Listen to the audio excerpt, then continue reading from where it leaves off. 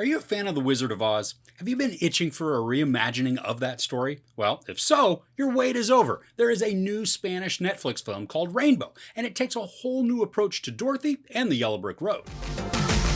Dora is a teenager bursting with energy and extraordinary musical talent.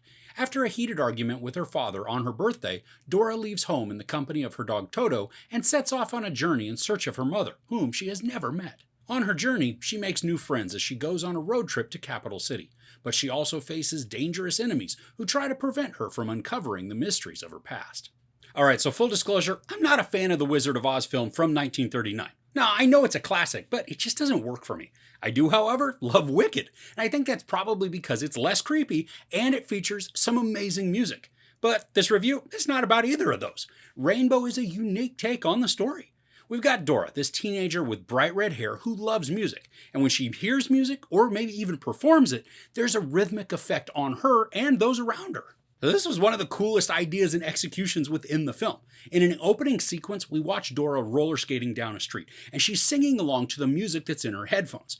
Now, she begins to notice that the people around her are going about their everyday actions to the beat of her singing. This is captured really well, and it felt very much like an Edgar Wright film, where he cues actions to the beats of the soundtrack. Now, there are other times when a song is playing, and it has this hypnotic type effect on Dora, where she moves uncontrollably to the beat. The rhythmic movements to the cadence of the songs, I thought they were captivating. And I only wish that the film would have utilized this more within the storytelling. It is used enough to not make it a gimmick or a trick, but still, I just wanted more because of how awesome it looked and how it translated through the screen. Now, along Dora's journey, she meets 3 traveling companions, and they do resemble the Scarecrow, the Tin Man, and the Cowardly Lion.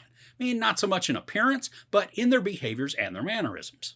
And I liked what these 3 brought to the story, and then their dynamics with Dora. Each was quirky in their own right, and it helped to give Dora confidence and backing. Plus, she was a great addition to them, too. And while this narrative does follow some of the same trajectories of the Oz movie, there are several differences as well, allowing this to create its own identity.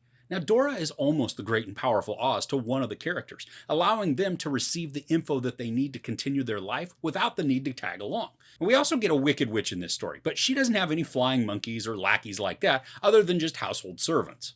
I like that the story employs several dreamlike sequences to give this a surreal and fantastical feeling, but it also spends time in the real world, allowing it to have some grounding. Now, this is almost 2 hours long, and there were stretches where that time was evident. The whole production is quieter in its pacing, but there are definite lulls where this drags almost to a halt. And I think some of that comes about just because the story switches from Dora's perspective to that of the witch several times. And the witch's story arc, it's just not nearly as engaging or interesting. Now, there is a creep factor to her, and I did appreciate that. Something else I really appreciated was the use of color throughout.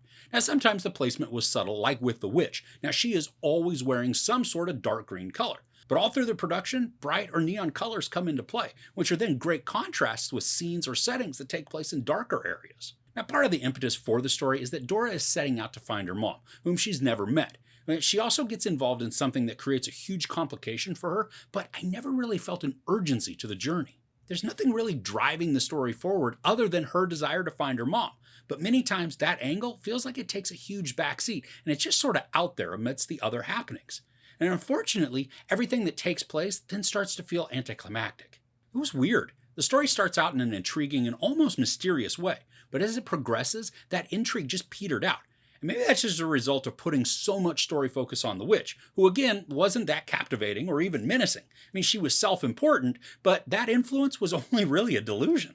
So here's the thing. Well, I really liked certain parts of this movie, especially when the music was a factor, and I did enjoy Dora and her companion's dynamic. As a whole, the film was just kind of meh. When it ended, I was just kind of there. It happened, so now what? And that's a bummer, because with some unique musically rhythmic elements and then the captivating actors, this turned out to be a fairly forgettable film.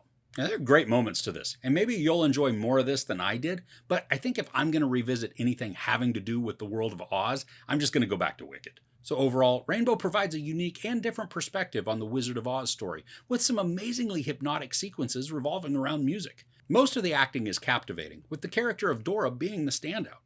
But while the presentation is a new take, all the wonderful elements in the story don't add up to something memorable. There's no sex or nudity, some profanity, and some violence. I give Rainbow 2.5 out of 5 couches. So are you a fan of the Wizard of Oz storyline? Do you have a particular favorite? Let me know what it is in the comments below. If you enjoyed this review, please give it a like. Also, don't forget to share and subscribe. I'm Chris. This is Movies and Munchies. Thanks for couching with me.